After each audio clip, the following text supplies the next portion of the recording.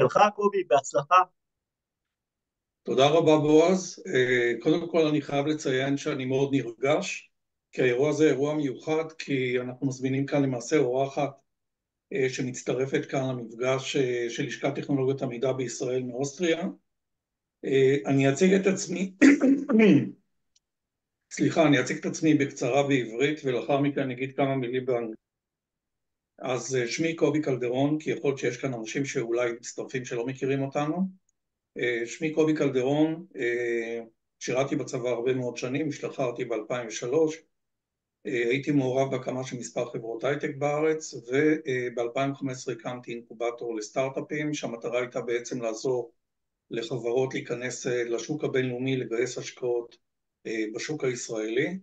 מ-2018 למעשה אנחנו חיים בווינה, אני עברתי לווינה אחרי שגרתי שנתיים בפולין, חצי שנה בשטוטגרט בגרמניה, ובאופן כללי כרגע החברה שאני מייצג שפועלת בשיתוף פעולה עם הלשכה, כשאני מנהל את מרכז היזמות והסטרטאפים של הלשכה, המטרה היא בעצם להקנות ידע, ניסיון ולחלוק הרבה מאוד ידע וניסיון שמגיעים אלינו מאנשים שיכולים לתרום לקהילת הסטארט-אפים בישראל, גם מקבוצת המנטורים שיש לנו במרכז היזמות והסטארט-אפים, גם משותפים עסקיים שנמצאים בחו"ל ובארץ. החברה שאני מייצג נקראת GVI, Gold Ventures Investment, שלמעשה חברת ייעוץ השקעות שפועלת מצד אחד עם משקיעים פוטנציאליים, קרנות, משקיעים פרטיים, Family Offices ו-Corporate VC. אנחנו לא פועלים בשוק הישראלי, אנחנו פועלים עם שותפים, עם גופי השקעה שפועלים בשוק הבינלאומי.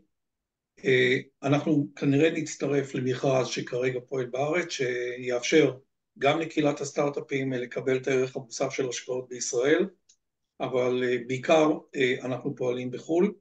אנחנו עוזרים לסטארט-אפים לגייס מענקים גם מהשוק הבינלאומי, בעיקר באוסטריה, שפתחה את שעריה לישראל, לרבות חתימה על הסכם בילטרלי עם ישראל, ועוזרים לחברות ב-commercialization, בכל התחום של מסחור, חדירה לשוק הבינלאומי, שיווק ומחירות, פיתוח עסקי. יש לנו כאן את הכבוד, ובאמת נושא מרתק מעין כמוהו, שאני כבר חוקר אותו הרבה מאוד שנים, כשאני בעצם מ-2015, כשהקמתי את האינקובטור, זה אחד מהנושאים שאני שמתי עליהם דגש, זה בעצם לבחון מהם הפרמטרים שעוזרים לסטארט-אפ להצליח בשוק הבינלאומי, וזה לא תמיד המוצר, זה לא תמיד השוק, וזה לא תמיד התוכנית העסקית או האסטרטגיה השיווקית. אנחנו צריכים תמיד לזכור שמאחורי כל מיזם יש לנו בעצם אנשים, יש לנו את הפאונדר, יש לנו את השותפים, יש לנו את העובדים שפועלים בחברה במידה והצלחנו בגיוס, ולמשמעות של הכוח אדם ולמשמעות של הצוות, יש אפילו פרמטר מאוד, זה פרמטר מאוד מאוד מכריע ביכולת של הסטארט-אפ לייצר איזה אקזקיושן, וזה פרמטר מאוד חשוב מתוך הניסיון שלי, מתוך האינטראקציה שלי עם גופי ההשקעה כאן בחו"ל, שתמיד מתעניינים ורוצים לדעת יותר פרטים על הניסיון שהצוות מביא, על היכולות של הצוות, על היכולת לעבוד ביחד, היכולת לקבל החלטות בתנאים של חוסר ודאות, והיכולת להוביל את המיזם לא רק בשוק המקומי, אלא לקבל החלטות גם איך לפרוץ לשוק הבינלאומי. ולכן כתוצאה מעבודת מחקר שנעשתה לאורך השנים, קיבלנו החלטה בצורה מאוד מקצועית, הייתי אומר, אחרי שבחנו כמובן את הפתרון, לשתף פעולה עם יועצת כאן באוסטריה, כאן בווינה, שמביאה הרבה מאוד שנים של ניסיון בתחום הפסיכולוגי, שחקרה את הנושא, שגם עשתה מרקט ולידיישן המוצר בשוק הבינלאומי, עם הרבה מאוד, עם אלפי מועמדים שעברו את התהליך הזה. עשינו קסטומיזציה של הכלי לעולם הסטארט-אפים, ויש לנו כאן בשורה, הייתי אומר בשורה מאוד מעניינת, שיכולה לסייע ליזמים לקבל אינדיקציה לגבי היכולות של הצוות, לגבי היכולות של עצמם כפאונדרים, והדבר הכי חשוב, זה אמור לשרת אותנו כ-GVI, Gold Ventures Investment, החברה שאני מייצג, אני הבעלים של החברה, יכול לעזור לנו לחבר את הסטארט-אפים למשקיעים עם חוות דעת מקצועית שגם מתארת ומשקפת את היכולות של הצוות והיכולות של הפאונדר. וכאן השותפה שלנו באוסטריה, אנטוניה, יכולה בעצם לסייע לנו לקבל את האינדיקציה הזאת מבחינת היכולות של הפאונדר ושל הצוות עצמו. אז קודם כל אני באמת מאחל לנו שיהיה לנו כאן אירוע מעניין. אני משוכנע שזה ייתן ערך להרבה מאוד אנשים, אולי נקודת מבט שונה ממה שאתם רגילים בוובינרים קודמים שביצענו בלשכה, שיותר מתמקד בהארדקור של סטארט-אפ, אם זה בתוכנית העסקית, ואם זה באסטרטגיה שיווקית, ואם זה באפיון מוצר, בדברים ה-core business של הסטארט-אפ, אבל כאן אנחנו יותר נוגעים ב-soft skills, במיומנויות הרכות של הצוות, וביכולות שלנו בסוף להביא את המיזם הזה למקום הנכון, בזמן הנכון, וכרגע באתגר הגדול שישראל נמצאת בו, מ7 לאוקטובר, אני חייב לציין שאנחנו נמצאים בתקופה יחסית קשה, שמשקיעים פחות נוטים להשקיע בחברות ישראליות, גם בשוק המקומי בישראל וגם בחו"ל, אבל ברגע שיש לנו כאן אינדיקציה שאנחנו יכולים להראות להם שלצוות יש יכולות, ושיש פוטנציאל מאוד גדול לקחת את החברה ולנוע איתה קדימה עם הצוות הקיים, כמובן עם שותף מקומי, אנחנו בהחלט יכולים לאחר המפגש הזה, חברות שיהיו מעוניינות יוכלו לקבל את הפרטים, יוכלו גם לעבור את האבחון, וגם לייצר איתנו תקשורת כדי לראות איך אנחנו יכולים לסייע להם במסע היזמי. I want to say some words in English. In this session that is a very unique and not familiar for webinars that we organize in Israel, we have the honor to host Antonia, that she is one of the professional ladies here in Vienna that brings a lot of knowledge how to evaluate and how to assess the skills of the founders and the team behind. And I think that the value that she can bring to the community in Israel, because we are talking now with startups in Israel, could be huge when we are talking about connections to potential investors that should get another perspective about the execution skills of the founders and the communications between all the members. And I think that this is something that is really disruptive, based on a lot of market validation that already done. It's not something new. And I invite Antonia to introduce herself to the Israeli startups ecosystem. And I'm glad that you come to this event. It's not familiar, it's not usual. And I hope for a lot of success from this event. So the stage is yours. Thank you so much, Kobe. Thank you for this beautiful introduction. Thank you, all of you who joined us today, who could be with us, and for your interest in this topic. I just will bring the presentation in so that you can follow me also on what we are talking about. So here we have I will try to place it now to the mode that you can see.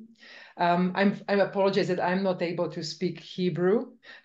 So I just wanted to check that you can all see it. Is that okay? You are having it in front of you. Lovely. Okay, great. So today, first of all, I'll be talking about how to bring people value in your startups. So that is creating business value by assessing founders, assessing their teams of startups to actually see where is the creativity placed, who are the stars, creativity champions, to be able to lead projects best on that side, but also to see where the gaps so that we can actually close them, that we can also boost areas that are not yet strong with some people, be it creativity or innovation. But also we will talk about emotional intelligence as well as personality tests that are extremely valuable and important to understand, where people are for their development, for their teamwork. I'll talk more about the benefits and everything. Just to introduce briefly myself, as Kobe asked me to say a few words. So basically, I finished my master's degree at the University of Cambridge. And I worked also for many years at Hewitt Associates. Now this is AON. I was working as a human resource consultant for soft skills. And also, I was doing work with Center for Creative Leadership, that's CCL, as a consultant. And I was creating a lot of designing of the programs, working with clients, doing keynote speeches on our current programs, and also research that we did there. So then I actually started working for the company called Global Success Advisors, based in Vienna. And there are also many different parts of the world where the company is doing business. And there I actually created a tool that is called Imagino. It's our proprietary tool, and I'm actually with GVI working as a partner. So Kobe is my partner. I'm sure that Kobe already introduced that. I'm sorry that I was not able to follow everything that was said in Hebrew. So Imagino is, I will introduce you to the Imagino, what it does, what it measures, and it's actually very unique, one of a kind assessment, and it's also reliable and also valid tool. I also am a professor at several universities. I teach also psychology, industrial psychology, also social psychology, and emotional intelligence applied to business. It's my current course now at Webster University in Vienna. I also am a adjunct faculty from Duke Corporate Education, and with them I also had some of the work on creativity and innovation with their clients, mostly financial organizations. And topics that I usually deal with, be it through the workshops or also at the universities, is creativity and innovation, emotional intelligence, teamwork in business settings, and as I said, industrial psychology. So that's briefly about me. I'm also based in Vienna, and I'm married with 3 children, 3 girls, just briefly also privately.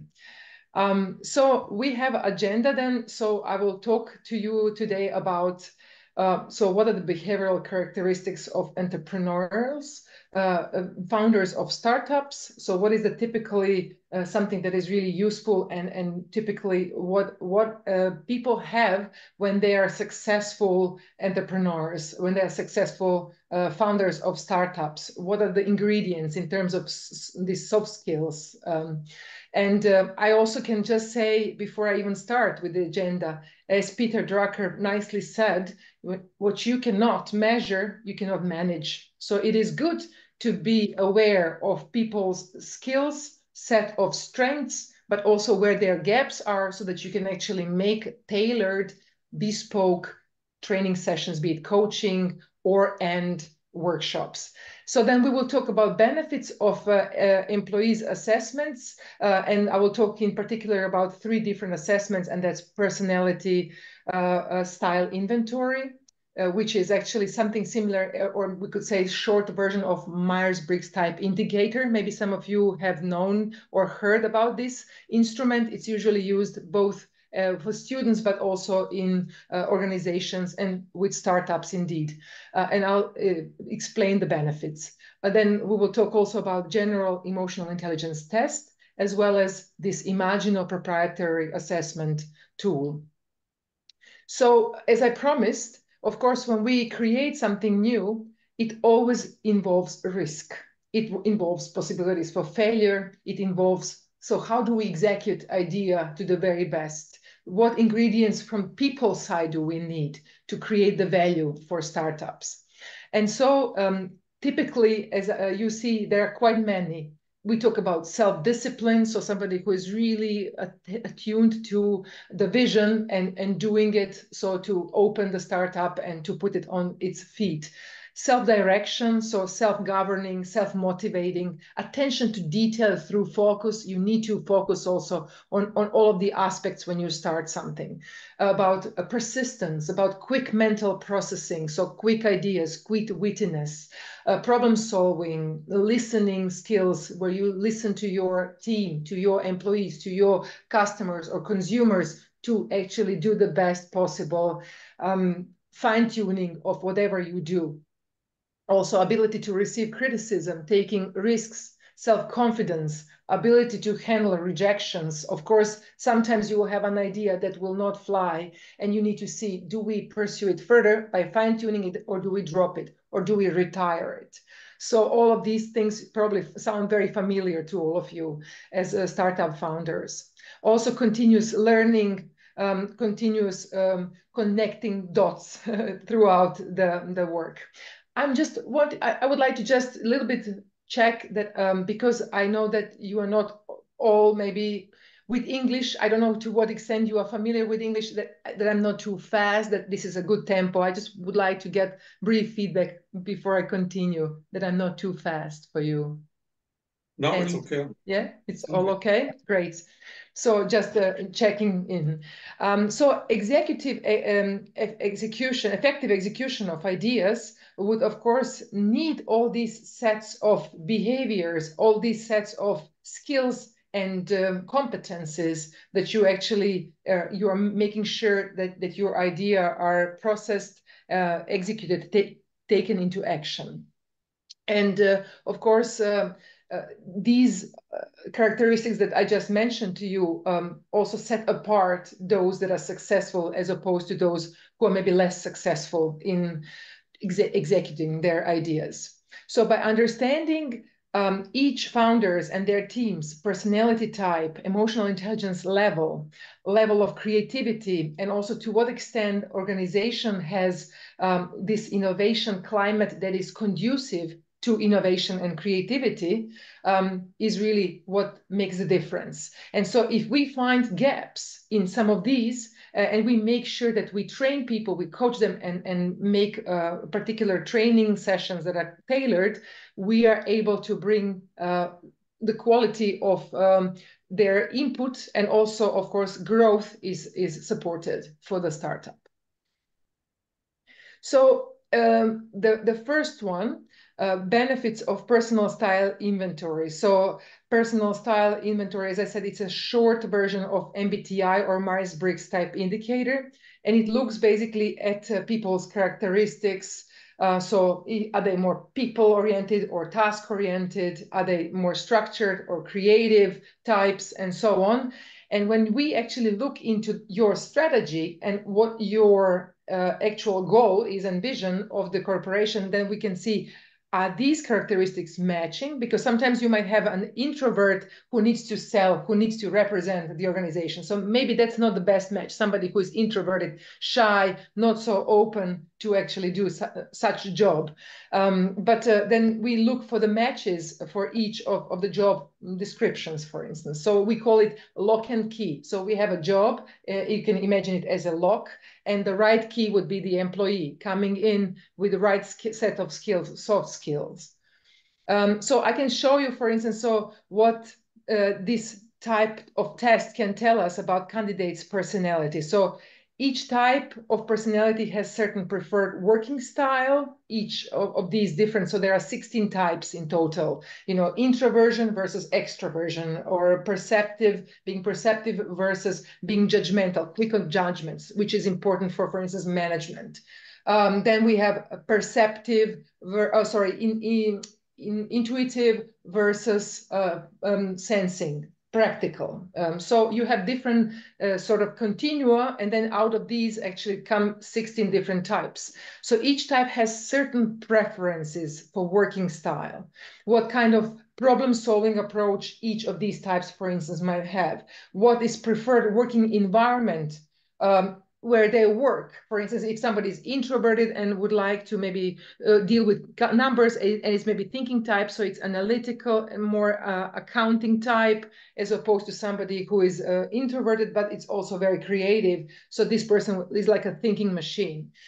So how can we see that each of these could contribute best to the organization? Further on, we have each type that have, sorry, I think that I didn't move it. So it's also their contributions to the team. So each of these types have certain best contributions and strengths for teamwork. Recognizing stress, also each type under stress might turn into its shadow, which means if somebody is introverted, might start turning to be more extroverted under stress, or maybe more unpleasant or so. So it's good to also understand these kind of characteristics. So what it happens when stress at work increases. Suggestions for development, of course, training implications also. So if you have this position and you have these traits, so either is this person right for that position, or could this person be just slightly more trained to be better fit for that particular job? So that's basically what that is. And so what are the benefits really for the organization? It is a better team collaboration when you see that people have different types. They start respecting these different types. And so also for leadership conduct of the team. So it's much better when people understand, so where this person comes from, what is the preferred style? What is the typical team style? So conflict resolution is also supported when you know what each type is and how to deal with these conflicts. You can also be more adaptable when you know your type, and then there is a differing type, and that you can relate better to that person. You can also have better customer understanding. So it's also basically all of the conflict resolution, leadership style, individual development. So these are all very, very great benefits to know. Then we have benefits of general emotional intelligence test. So emotional intelligence means, so how do you handle your emotions, and also do you recognize your emotions and emotions of others, and do you actually respond appropriately to the situation and to the emotions of others, but also then to empathize with your, let's say, team, with your co-workers, and also to see how do you relate to also your clients, to your consumers, what are their needs, how to better understand how you can better, let's say, fine-tune your product, fine-tune your service that you do with your client. So emotional intelligence is extremely important, as you can imagine, for managing and leading people. And also when working with clients or consumers, you can also understand better their needs, their wants, interpersonal as well as so intrapersonal would be self-awareness, self-knowledge, let's say management, self-management. That's intrapersonal, and then interpersonal would be empathy and also social skills. So these are components of emotional intelligence. So the test also shows what are the areas of strengths of some people. So some people might be very, very great at self-awareness and maybe also at empathy and social skills, but maybe they do not regulate well their, for instance, emotions. For instance, Steve Jobs or even Bill Gates are known to be guys who were very quick on getting angry and enraged sometimes with their employees. They were underslept, they were working long hours, and they were not regulating their emotions well. But this can be actually detected, and it can be improved. It can be worked on.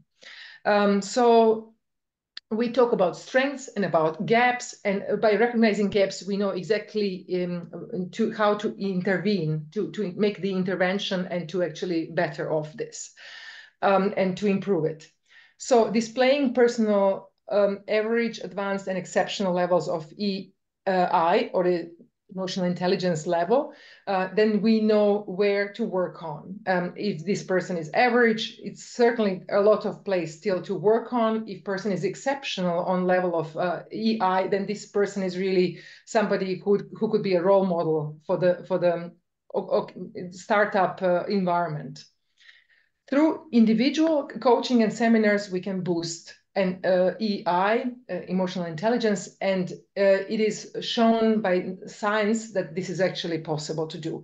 It's not overnight, mind you. When we talk about emotional intelligence skills and competencies, it takes some practicing, maybe sometimes unlearning old ways to learn new ways. Are there any questions maybe so far about these?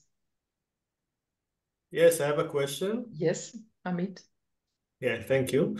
How does it come into practice? If I'm a founder of a young startup, I don't think I have the ability to start monitoring my partners and putting them into tests. Usually it's interpersonal, in the interpersonal level, kind of dynamics.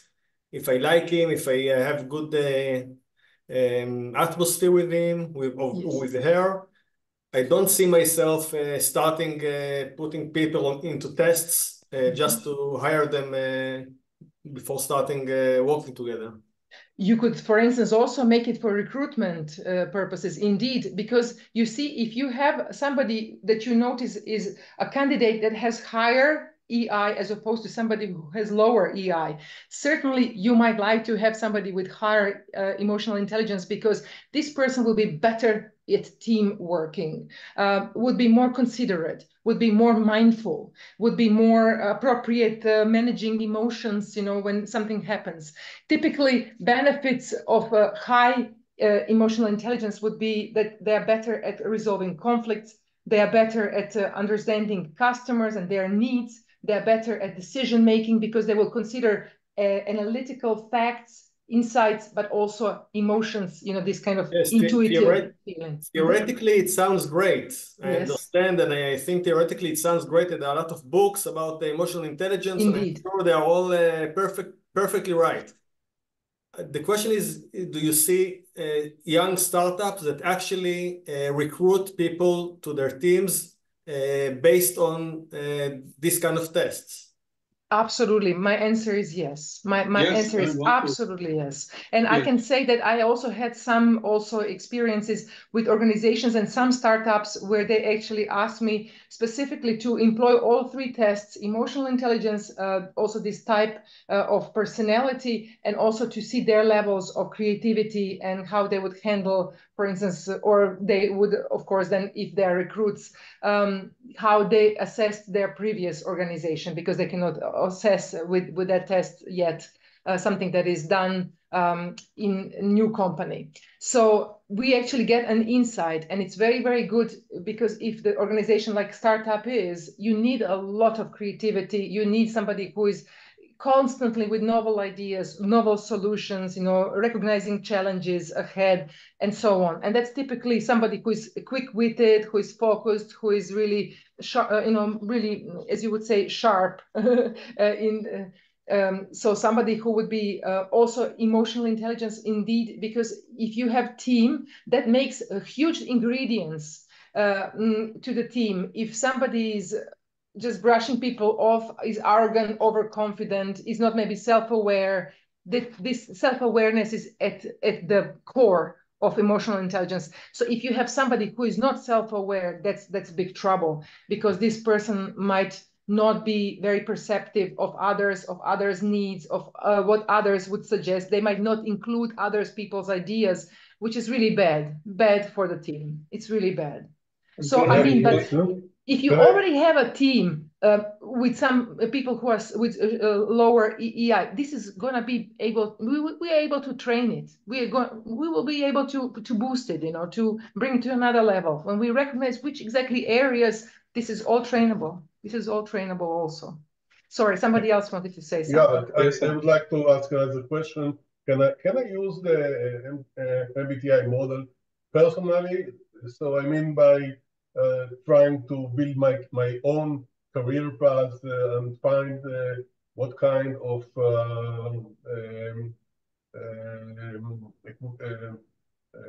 let's say professional issues can I try to, am I an entrepreneur? Can I try to be a entrepreneur? Have I the right skills? What kind of skills I have to, you know, to find the right job for me as a person, not as a... Right. Absolutely. I think there helps a lot Myers-Briggs type, this personality inventory, because then you know more, is it that you would like to be at some place where it's really constant action, change, and creativity, or would you like to prefer rather more silenter space, you know, where you can think and where you can actually maybe bring some analysis and dealing with some numbers, so that actually can tell what your preference is. So that can help you indeed with your career path to understand which direction you might take to actually have a better fit for the job. Thank you. Antonia, I want to add from my side to Amit because what Amit asked is very, very crucial point. And this is what this is one of the goals in this webinar.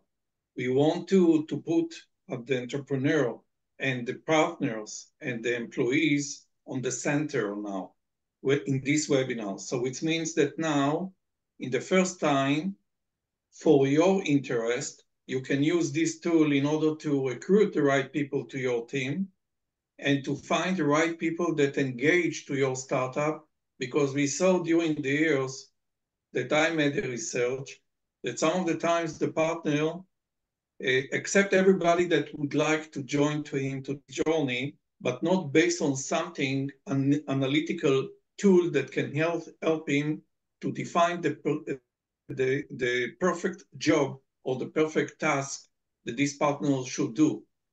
For example, we see a lot of CEOs and managers of startups that are coming from the technology sector, that they decided that they can be the CEO of the company. But some of the times it's not right, because the CEO is in different skills. You need to be much more business guy that can bring the company to execution. Mm-hmm. And the technology guy should be more oriented technology. So if you are coming from the technology sector, some of the times you cannot be the CEO. So you can use now this tool in order to define what is the job description that you are looking for. And when you recruit the team, you can use this tool in order to help you to find the right people that engage to your startups for a long term. Sorry that I interrupt. No, absolutely. Excellent point, Kobe. This is exactly that. It's about understanding what is your strategy, what is your vision of the organization, and also what are the job descriptions then for the people to be able to align to this strategy and to bring across this vision and to execute ideas that you have.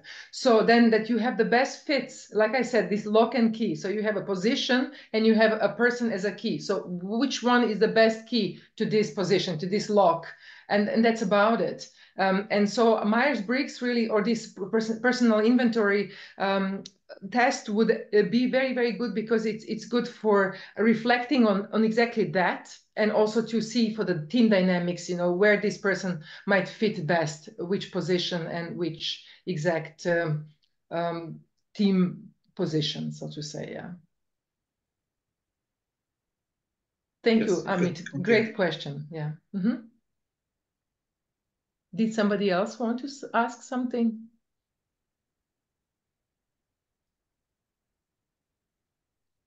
I think it's okay, so we can continue.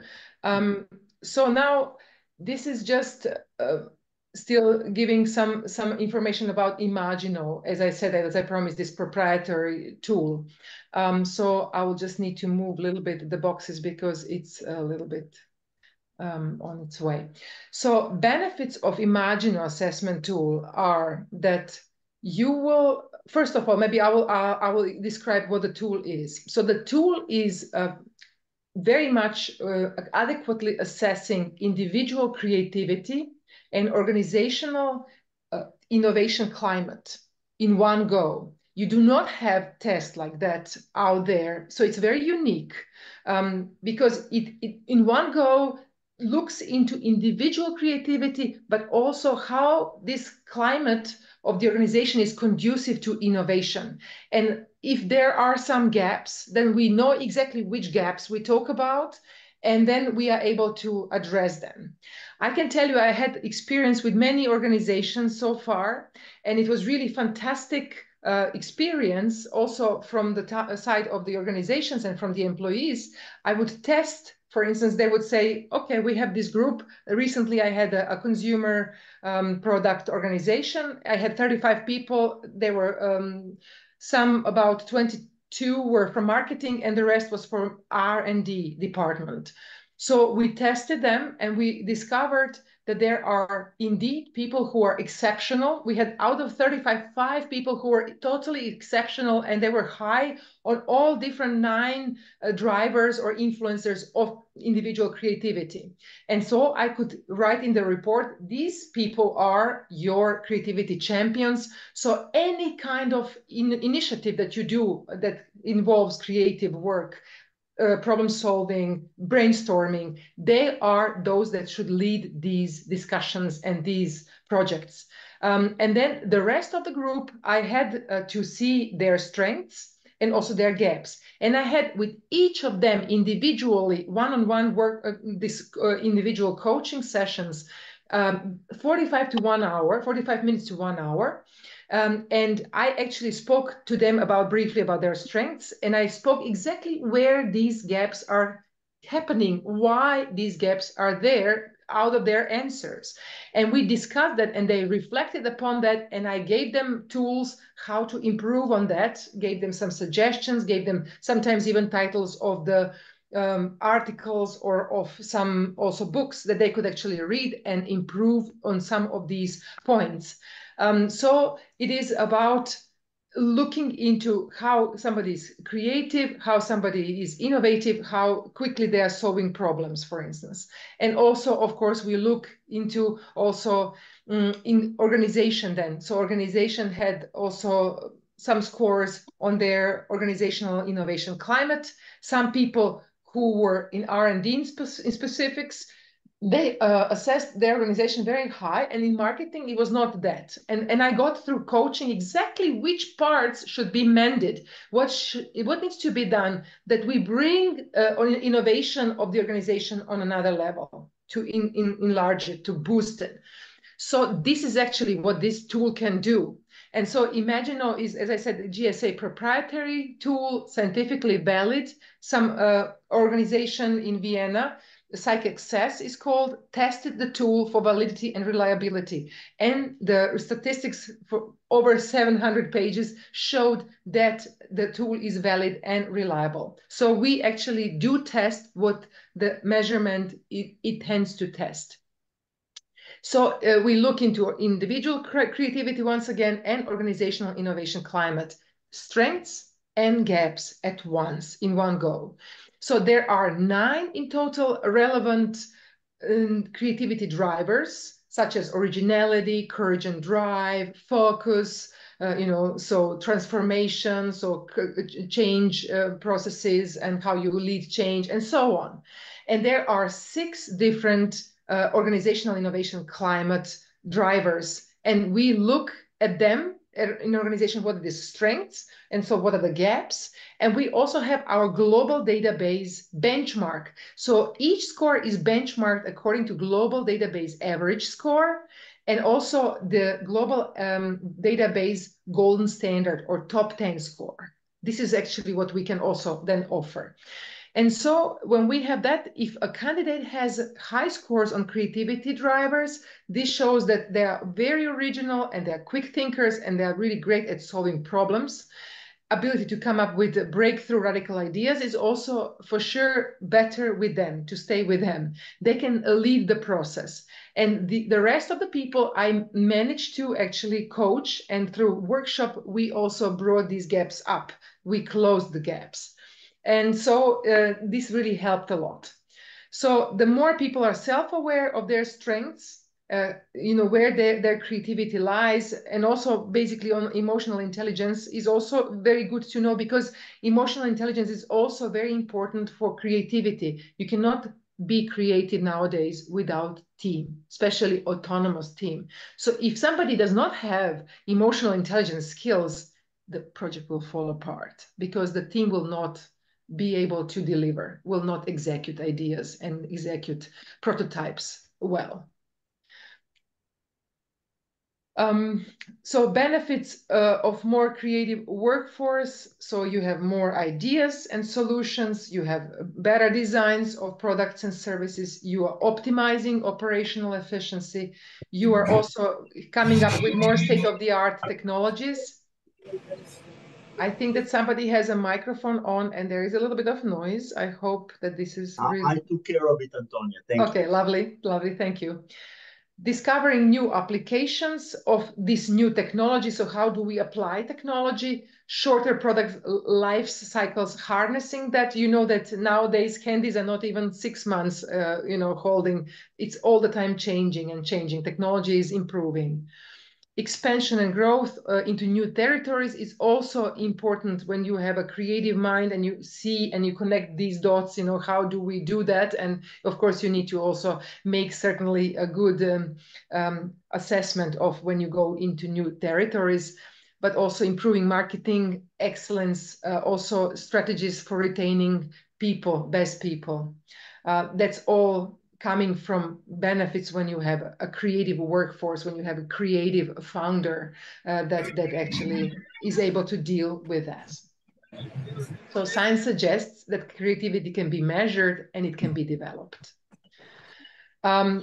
I would just like now to ask, because appendix is just saying a little bit more about each of these instruments, but I also already gave you also quite background, but here I wanted to a little bit break and see if there are some questions on these instruments and on these benefits.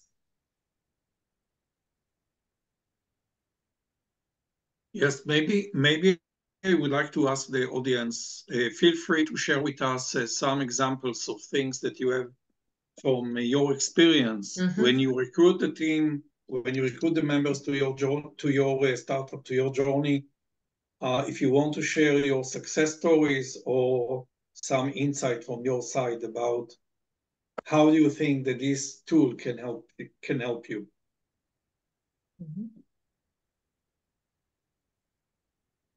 I just wonder, you work in Makuvert, it's a center for social innovation in Israel. So we give grants and we have accelerators. So I wonder how we can use it, to choose when we choose entrepreneurs, and startups. So how, we don't choose specific person for a specific, position. We look at the team and we try to understand if they, we should work with them, if we should invest in them. So I'm trying to understand if we should supposed to take the total or the aggregation of all the personalities, or and how we should look at it. Right. So it is very, very good when we have a situation for recruitment that we are clear about your organizational strategy. So what you try to achieve with your strategy. And also when we have a particular job, then that there is at least some, I know that nowadays, especially in startups, there are a lot of open and job descriptions, and people do many different things, kind of whatever they manage and wherever they jump in, especially if it's a smaller team and it's less defined, in the beginning when it's a smaller.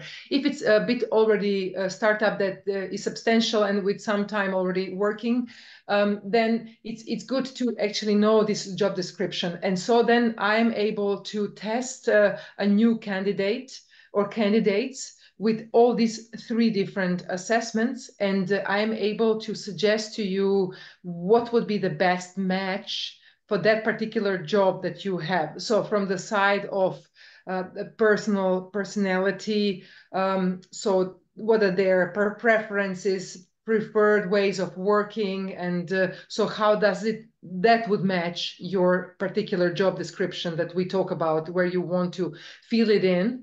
And also then certainly, like we said, emotional intelligence cannot really be a bad thing. It's just extremely important nowadays. And if you look through case studies and talk to organizations, it is actually quite meaningful to have people who are with higher emotional intelligence. So if you can already find, from the pool of people who are tested, somebody who has already high emotional intelligence, it's really a great way to choose that person. And then if certainly, as I imagine, when you say Center for Social Innovation, creativity and innovation is surely extremely important for you. We are able to assess also personal, individual creativity level, how they are very skillful when it comes to creativity and to putting ideas into action. These are these 9 different drivers that we have. So if we know that the job description and we know what your strategy is, then we are able to really bring as close as possible which is the best candidate that would really be for that particular position. I hope that answers your question. Yeah. Sorry.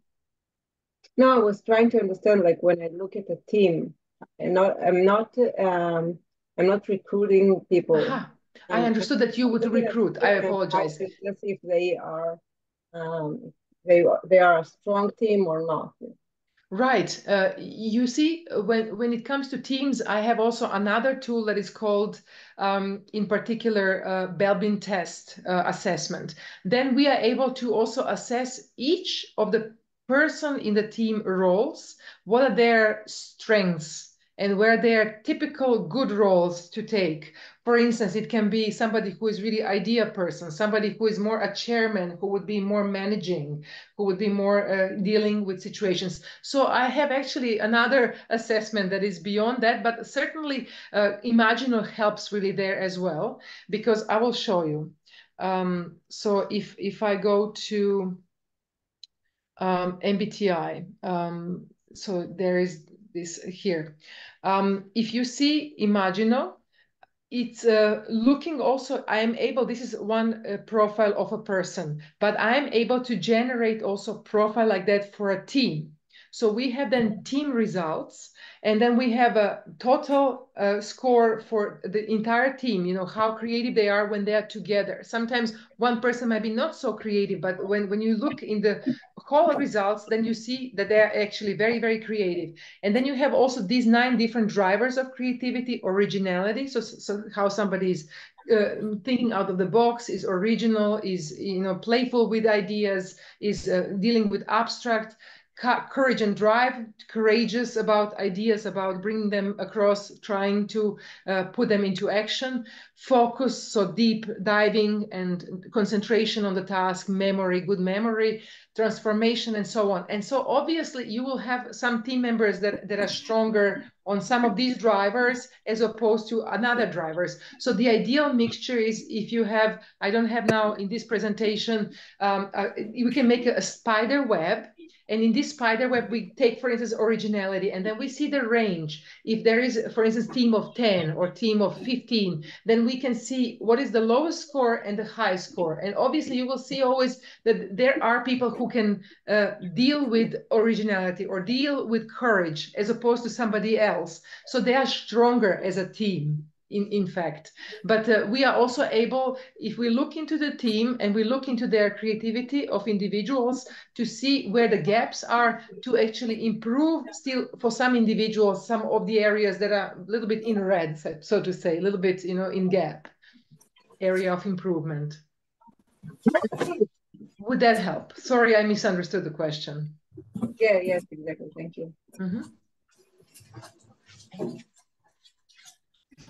Any other, like Kobe yes. said? Yes, Antonio, we have some questions in the chat.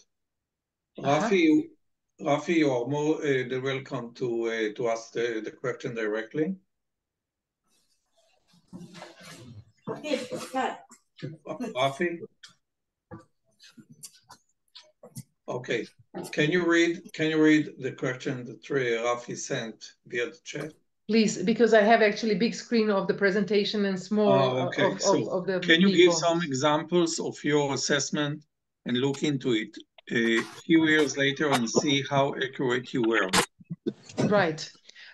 So sometimes organizations like to do the follow-ups, and with some of the organizations that I did follow-ups after taking the assessment, making coaching sessions, making workshops, after about 6 or 9 months, I would do reassessment. And it was shown that people were actually, those who had lower scores on creativity, individual creativity, they enhanced their individual creativity. So it was very, very worthwhile. And I've got a lot of also feedback from management, which was very, very useful for them when I did coaching. And then I would, for instance, bring in all of the stories. I speak in particular about Imagino and also about these scores of individual creativity and also organizational innovation climate. They would actually then know what exactly works really well in the organization and which areas need to be improved and changed. And this was really an eye-opener, because many of these managers of these bigger teams, for instance, R&D and marketing in particular, they actually are traveling and having a lot of regions, and then not observing sometimes team very closely. And when they got these insights that are very much from objective person, it's no somebody from inside, they actually appreciated to know what people found was working really well and what areas need to be changed and boosted. So this was invaluable for them, for the management. Antonia, we have another question. Yes, yes. Is Imagino a superset of other tools or newly structured method of mapping drives to candidates' characteristics? It is not so novel. I mean, we started it in 2018, and I had a lot of trainings and also workshops during that time, and then the COVID happened. And then I had a little bit of, let's say, silenter moments, but then as COVID quarantine and all these problems actually went aside us, then it started again. And there are a lot of companies that really would like to have that, because as I said, it's very valid and reliable. So it really measures what it intends to measure. And these are the drivers that you see of individual creativity. We have also another drivers that are for organization. And these are, for instance, innovation that is holistic innovation, so that you have in DNA, so to say, innovation and creativity, that you test people, that you assess, you know, who are your stars. You know, it's just, if you think about it, if you know who are your creativity champions, this really helps. It brings you to another level, because you know who will lead these initiatives. When you know who are your creativity stars, when you know people are there and they have their strengths, but they have their gaps, and you know that if somebody coaches them and addresses all of these gaps, and people were really very, very grateful whenever we have coaching sessions. I had situations in organizations where they say, I worked for 12 or for 8 years and I never had coaching session. It's so valuable. It's so amazing to get actually one-on-one and to really just address my needs and my problems and my gaps. This was really, really amazing. And many people say it's an eye-opener when they have a coaching session. I did not know this about myself. Sometimes it is actually also self-awareness, bringing people to new self-awareness, which also helps then the team, you know, when they know their strengths and they can employ them, and they know where to work on, which gaps. And for organization to continue, also we have a driver such as change management, you know, that you really can manage change well, that you are inclusive, you're open-minded organization, that you have communication that is open-ended, and so on, learning organization. That's all very, very important for innovative climate, to be successful in innovation. I hope that this answers your question. Any other further questions? Kobe, can you tell me if somebody wrote something in the chat? Yes, just a moment.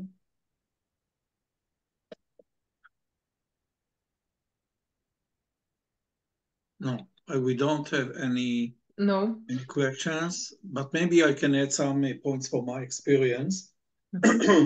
One of the things that I want to say that once we are building our startup, one of the things that we are doing in the beginning, when we have an idea or ventures that we want to implement to a product or to build a company behind it, we are doing market research because we want to understand what is the uniqueness of the product, who are the competitors, what is our USP, what is the competitive edge. Now we have something much more important for market research, is to make the research about our team, to understand who are the team that should be committed to what we try to build. And the market research is very important, but when is rely on something that is sustainable for a long term. If the team is not committed, so you can bring all the arguments to invest or why to invest in your startup, because you have the best marketing strategy, you have the best business plan, you have the best market research that you have done. But in the end of the day, the foundation of the startups, the basic layer that every startup's based on is who are the people behind. And some of the times in internal meetings with the investors, after you pitch to investors and you ask about the market, you ask about the product, you ask about the competitors, in internal meetings, in the steering committee, the investment steering committee, when the final decision should be the main issue in this discussion, they're asking 80% of the time about who are the team behind. So we can, of course, we can reflect the CV, we can reflect the experience, but they're asking about the soft skills. They are asking about the commitment of the team. Because as you know, most of the startups are bootstrapped. They are using a very, very small budget that they have from their friends and family in order to start building their own company. But once you are using this tool and you can analyze the skills of the people that should be committed to your company, you can build something much more stronger when you come to the investment or when you are interacting with potential partners. You can decide, for example, who taking the role to promote your ventures to potential investors. Maybe you don't have the skills to do that. Maybe you have the skills to manage the operation, but you don't have the skills to promote your ventures to potential clients or to potential investors. So I think that this tool is a game changer in the ecosystem of innovation and startup. This is the reason that I'm very excited about this meeting, about this event, because I think this is something that can change the state of mind, first of all, of the startups team, and the second of all the colleagues and partners and investors, once they can use this assessment in order to decide if they want to interact with this company, if they want to invest with this company, because this is something that in the end of the day, the most crucial point is the communication. And once we have a very good communication between us, we should succeed. If we don't have a good communication, but we have a very good product with the very best market research that we have done, I assume that the company will not exist for a long time. The company will collapse. So I think that this is a game changer in the ecosystem of innovation. I think that you can show maybe how the report looks like. Mm-hmm. Yes, and with all the parameters. Sure, yes, absolutely. Yes. As we had more questions on Imagino, I kind of jumped into the last slides of Imagino. But as I said, once again, briefly, so maybe if you want to also know a bit about the process, and so personal style inventory is acclaimed and it's popular really tool, and it's assessing preferences of people. There are about 32 questions, so not long also, so it's really not time consuming. It can be done in about 14-15 minutes. There are 16 personality types out of that, and it's actually measuring different styles of data collection, decision-making, judgment, energy direction, and working styles. So these are these 4 dimensions, like I mentioned in the beginning, introversion versus extroversion on another side. So how do we drive energy? You know, if you are shy, introverted, you will drive your energy when you are with smaller groups of people and when you are working alone more. And extroverts would drive their energy when they are in social settings. So when Kobi said, who will communicate to the outside world about our venture, about our startup business, it will be somebody who is extroverted and who is practical. Now we have sensing and intuition. So sensing is somebody who is very practical, how the information is processed, that are hands-on, very practical, very, very much sensing things, as opposed to intuition, those who can actually think in abstract way. And usually these are more creative types also, those that are more bound to process information on an abstract level. Thinking versus feeling, on one side thinking, so those who are very, rational, analytical, who are very into thinking per se versus feeling types that are more about emotions, about people orientation, about people tasks, people tasks, and then they are more people oriented. So how they are basing their logic and personal values. And then we have judging and perceiving. So how we organize and structure our ways. So judging type is usually those who are neat, precise, and they're quickly on decision making. So that's really amazing for somebody who is management. Versus perceiving type, that's more for a psychologist who would need to take a lot of ideas in to be able to process and then to make some conclusion, because you don't want to quickly conclude about person, but about some business issue, yes, why not, to quickly judge. So these are these different dimensions out of which 16 different types come, and there are no good or bad, types here. It's more, so which position do we have and what is better fitting for this position? So if we have a salesperson, it's better to be extroverted, open, communicating with others, and sensing, practical. If you have somebody who would be your PR, the same thing. Somebody who is extroverted, who will, present your company to the organization and will do with great joy to go externally and offer and show, what you do. They will be very joyful. I mean, introverts would not be joyful to go and do that. And so you have a scientist, for instance, in your startup. So obviously somebody who is really intuitive, dealing with abstract ideas, and who is very perceptive, taking things slowly and taking all of the details in to be able to process that, and so on. So we have a lock and key situation here again. And this is how the actual the results would look like. So for instance, we have a real example here, somebody who would be extroverted, E, and intuitive, T, thinking, and J, judging. So we have somebody who is more on an extroverted side, which means this person takes energy more from being outside with people, being social, working something with team, really be involved with people. And so this person is sensing, which means very practical, very real, experience-minded, about its effects about life and experience. And that's how they judge and how they actually prefer to perceive.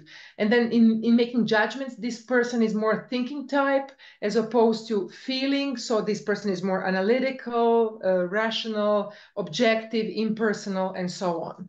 So it's basically leading to some decisions that are really business factual and insights to take into consideration, as opposed to somebody who is feeling type that will be more for PR and also more for HR, for instance, so more people orientation.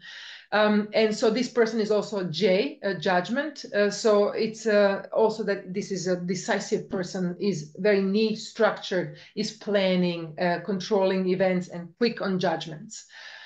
So you see, this is actually how the report looks like. You know exactly then which person lays where, and this person in particular is balanced. If it's only 22 on extraversion, that means that this person can also work on its own, being in a silent room and focusing on some data and on some, let's say, insights and some numbers and so on. So that means this person is like a pendulum, very flexible to move between extroversion and introversion. You have sometimes types that are really very extreme, so high score on extroversion, or really extreme low score, let's say, or then high score on introversion.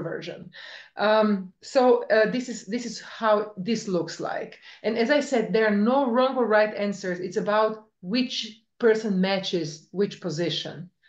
And then we have emotional intelligence. Like I mentioned to you, there's this test that has about 30 statements, and you say on each statement true or false. And then there are some case studies where you actually answer on each case study. There are answers A, B, C, D, and you actually find which option you would find most appropriate. And then, of course, you have high scores of emotional intelligence, and we then tally the results.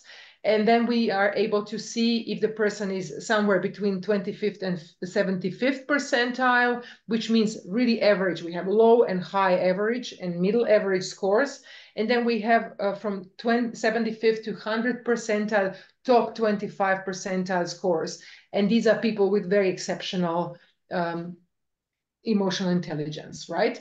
And so this is where we actually see, but we also see exactly in this assessment where person's strengths are and what could be still improved. And this is possible to improve. So it's in the end of the day, if you even have somebody in your team who is lower on emotional intelligence, this can be worked on. You know, people can be brought into awareness in their self-knowledge, self-awareness, what is good and what can be done better.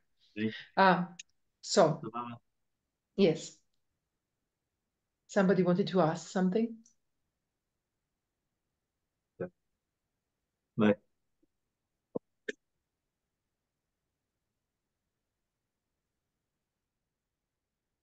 Excuse me, I'm not hearing well. If somebody, no. Okay, just checking that I don't really, you know, stop somebody from asking questions. Every question is valuable, so please do not be shy or withdrawn not to ask a question if you have one. And like I mentioned already before, cornerstones of emotional intelligence, just that you see what do we measure actually here. So it's self-awareness. All of these knowledges about yourself, strengths. Do you know your strengths? Do you know your gaps? Your self-reflection, self-management, which is in a way also self-regulation or self-management. So how do you manage your emotions? Do you bring appropriate emotions to the table when situation happens? And are you self-motivated? That's also self-management. So do you have this self-governance no matter of the obstacles that you find your path to go through, to go on? So that's also important ingredient, as you see, for the success, that you have people with self-motivation, with self-governance. And then we have another two, and that's empathy. Empathy is feeling for other person, understanding, but also attunement to your clients, to your environment, to your co-workers. So basically all of the things like mentoring, coaching is also at heart of this empathy, because you need to understand what this person is capable of and what can be still mentored to actually increase capability and competencies of that person. So that's also under the umbrella of empathy. And also we have interpersonal or social skills. It comes from understanding a social environment, so analyzing what is going on. It's about acting appropriately to situation. It's about active listening, communicating well, influencing others, and not in a manipulative way, but influencing as in inspiring others. And so this is actually what it is behind. Maybe that helps also then to understand what we talk about here. Would that help? Definitely. Yeah. And we said already, of course, about, yes, this is how it looks like, this emotional intelligence. For instance, we have from 0 to 100, there are 44 in total questions. So we look, this person in particular, it was one of the candidates, it was a recruiting session for one organization in Dubai. And this person was at the 50th percentile, so exactly somewhere in the middle. So it was just an average score. And we realized then exactly what was, you know, issue. This person has high scores on empathy, but then for more acceptance of own feelings and more emotional awareness in business environment was missing, for instance. So that was part of the improvement. And then we gave the feedback session and coaching session to this person to show some tools and best practices how to improve that.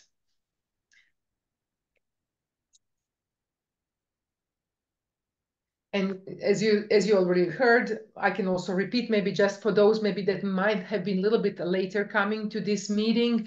So imagine is assessment that is really one of a kind. It's very unique, and it measures in one go and adequately, validly, individual creativity and organizational innovation status or climate. And it provides companies with exactly relevant creativity indicators. So where are the strengths and where are the gaps?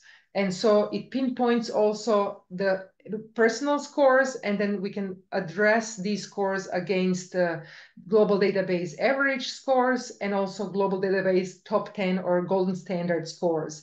And we are able to do also group results like this. So it can be individual, but it can be also something like this that you see here, group results. that you can also see how your group is doing, and also then each individual gets their own surveys, their own results. And what else is interesting, maybe, so it identifies these, as I said, gaps for the potential training and development, and we are able then to boost creativity and boost innovation levels of organizations to bring the bar up. I said already that these are some details. Well, maybe I did not say that it takes about 20 minutes to fill in this assessment. There are more than 100 questions inside. But there are more statements, and it's on Likert. You say strongly disagree, slightly disagree, neutral, and then slightly agree and slightly strongly agree. So from disagree to agree, basically, you assess it from technical point. I must say that I did it myself, and I find a lot of things about my personality that I didn't was aware about it before, and thank you very much for the assessment results that I got from you. You're very welcome. It was really a pleasure to do the feedback session also and coaching session with you. Happy to hear that it was useful. Yes, thank you. Many people, actually, some of the managers, they say also sometimes they are surprised to see certain particular angle of their skills and competencies on when it comes to creativity, but sometimes they would say it's painfully truthful, you know, what you say now to me. It's good because people feel the value and feel also that it really underlines their actual what they know also about themselves in the reflection when we do coaching session. Okay, I think that we need to recap because in usual it's only 1 hour or 45 minutes. Right. Maybe you can show only the last slide that if people want to. Yes, indeed. Yeah. So if there is any participants that would like to get a glimpse about this assessment or about this tool, you are more than welcome to contact with me in info, not in Kobe, info. And we'll get back to you one-on-one meetings in order to see how we can take it forward. I would like to say that I was very excited from this meeting because I think that the personality assessment of every startup is a crucial point in order to help the startups to succeed. I'm always curious to know what is the reason that startups fail. As I mentioned, I made a lot of research, I read a lot of books, a lot of articles, including Lean Theory of Eric Ries, Product Market Fit, Steve Blank, everything that is relating to innovation. But here in Vienna, after a long time that I'm living here, I met Antonia, and I think that she brings something that is very unique. And yes, it can be something that we can use. And I'll be very happy to give you more information and to be in contact with you. And as you know, the situation in Israel is very tough. The investment is not so high now in these days. And I think that this tool maybe can improve the positioning of the company when they are dealing with investors. And I hope that you find a lot of interesting in this topic, interested topic that I think that fit to what every startups deal in daily basis. So thank you very much, Anatoly. Thank you very much, Boaz. I see very good friends from the ICT organization about organizing this special event, and wish you all the best and hope for better days for Israel. Absolutely, I agree. Antonia, thank you very much. Kobe, thank you so much. Thank Hope you. to see you soon, guys. Thank you. And thank you for joining us today. I appreciate your Thank you. interest. Thank you so much for organizing, Kobe. Thank Bye. you.